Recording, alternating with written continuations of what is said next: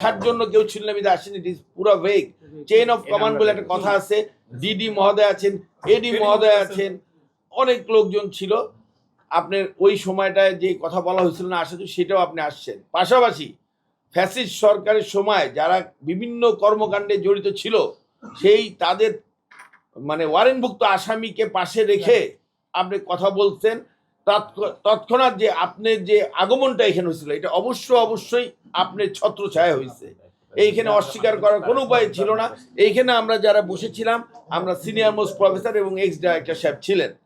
আপনি ঢুকলেন, একা ঢুকতেন, মান করতাম না। আমরা এই পজিশন থেকে একজন বলা হয়েছিল এরা কারা, তখন বলা হয়েছিল আমরা এই ডাক্তার না। বলা হয়েছিল আপনারা কি ডাক্তার? বললো না ডাক্তার না। পিছন থেকে একজন বললো ডাক্তার ছাড়া কি এই রুমে ঢুকা যাবে না। আপনি একবারের জন্য আপনি আমাদেরকেও বলেন নাই ওনারা কারা, ওনাদেরকে তাহলে আপনারা বের করে দেন।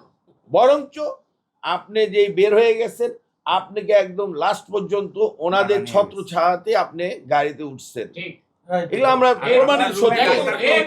এই পরিস্থিতিতে আমরা এগুলা দেখতেও চাই না, মানতেও চাই না। আপনি আপনার গতি মানে আপনি মিনিস্ট্রির রেফারেন্স দিচ্ছেন, আমাদের দুই এমপি মহোদয় ইভেন আপনি পারলে এখন সরকার প্রধানের রেফারেন্স দেওয়ার চিন্তা করতেছেন। এইটা কোনোভাবে কাম্য না। আমাদের মাননীয় প্রধানমন্ত্রী প্রথম দিন থেকে বলে আসছেন ফ্যাসিস্ট সরকারের সঙ্গে ছবি কর্মকাণ্ডের সঙ্গে যাদের জড় পাওয়া যাবে তাদেরকে কোনোভাবেই পুনর্বাসনের সুযোগ নেই। সেই ক্ষেত্রে আপনাকে পুনর্বাসনে যে বিষয়টাতে চলে আসছি আমরা বিষয় এইটাও আমরা মনে করছি সঠিক হয় নাই।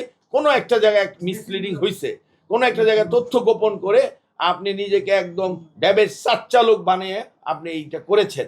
অথবা মিডিয়াতে কিছু কাগজপত্র আসছে যেখানে দেখা যাচ্ছে একটা লেনদেনের একটা বিষয় আসছে, সেটাও আমাদের কাছে মানে অস্বস্তিকর মনে হচ্ছে যে এরকম একটা কাজ করলে এই হাসপাতালের ইট খোয়া বালি বিক্রি করে এগুলা শোধ করতে হবে কিনা আমার জানা নাই। পাশাপাশি ওইটাকে উড়াই দিতে পারছেন, এই জন্য ওইখানে আপনি জাতীয় পরিচয়পত্র, ওইখানে আপনার HRM সবগুলো গঠিত আছে। যদি শুধু ওই একটা কাগজ পাইতাম আমরা মনে করতে পারতাম এটা বানানো ভুয়া।